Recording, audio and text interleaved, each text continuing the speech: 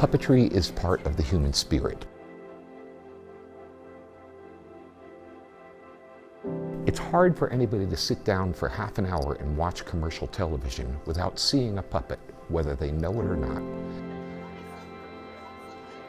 And in many instances, you're watching the work of our alumni.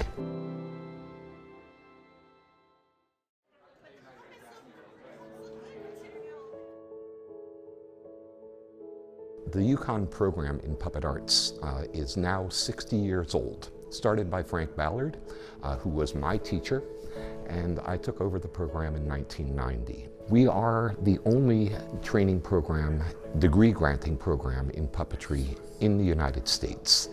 And we have developed artists for the past 60 years who have populated the use of puppetry in film, television, on stage, and now in digital media. I would say that puppeteers from UConn are particularly known for their really deep and wide understanding of what puppets are, how they're designed, how they're constructed, how they're performed. Like, you know, when you're working with a puppeteer from UConn, they know what they're doing, they know about the form. So this Lolly the Library book is actually a puppet, different mechanisms in here to give it a moving mouth, and also this moves the blinking eye.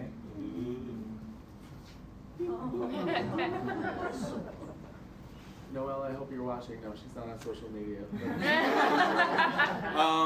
So this is used to work with children in the moment while... Within our training in the Puppet Arts program, we want the students to conceive of an idea. We want them to know history and theory. They write scripts, they do storyboards, they design the puppets, they fabricate the puppets, and they perform the puppets.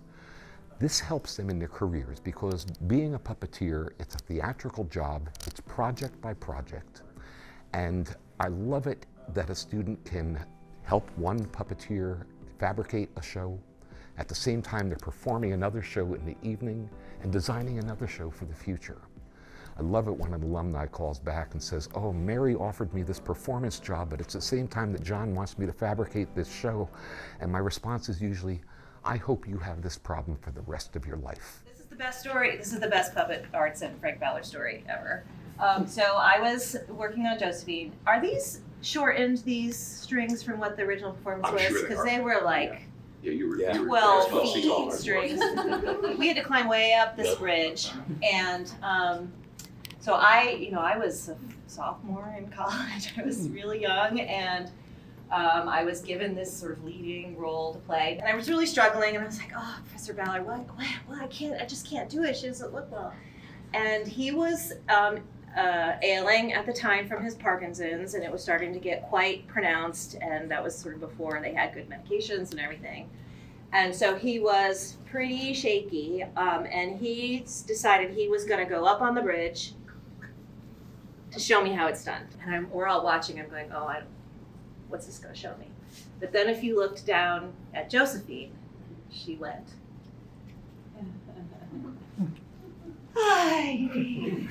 as beautiful. It was like there was something magic that happened from here to down here, and that's my best puppet story. Many of our students, or I should say our alumni, have gone on to work as actors. I think of Jennifer Barnhart, who is a wonderful Shakespearean actor, and she's also the mother lion on Between the Lions.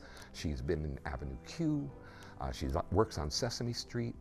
So her life of expression comes not only through her own ability to act, but also how to send it through that object to the audience. And Nickelodeon and Disney and all kinds of other stuff that our puppetry students go on to have these amazing jobs. 90% of the people that I've spoken with that have those kinds of jobs can't show any of their work necessarily because they're all under NDAs, or it's somebody else's property and it's very strictly controlled by the corporations. So I'm really stoked that we managed to get all of these awesome pieces here. Trekkie Monster right here. I love Trekkie Monster. Jen Barnhart over in the corner was one of the performers with Rick Lyon on the original Broadway. I gotta say, Jen, I tell you this every time, this is the reason that I crossed from theater into puppetry. This is my jam, so thank you. Well, it's interesting that you ask a question about our relationship to Jim Henson and the Jim Henson Productions. Jim and Frank Ballard were very close friends. It happens that this same year that we're celebrating our 60th anniversary, it's the 70th anniversary of the Muppets. And over the years, Frank sent many of his graduates to work for Jim, and that has continued to this day. Our training helps our students, or our alumni, our former students, to gain jobs through the Henson organization. But they don't just land in that one place. They continue working for other television programs, the Apple Network, Netflix, Prime. They've all been working there. At the same time, they continue doing stage work. So the use of puppetry by our alumni spreads across our entire culture. This is a Statue of Liberty puppet that was created by Joe Therian, who's actually from Brooklyn, Connecticut, not far away from here. And this was an activist puppet from Occupy Wall Street. Hopefully, this is only the first anniversary of 60 years that we're going to be celebrating. There's much to the future. Puppetry has been with us from the beginnings of civilization, and I think it's going to stick with us as time goes on.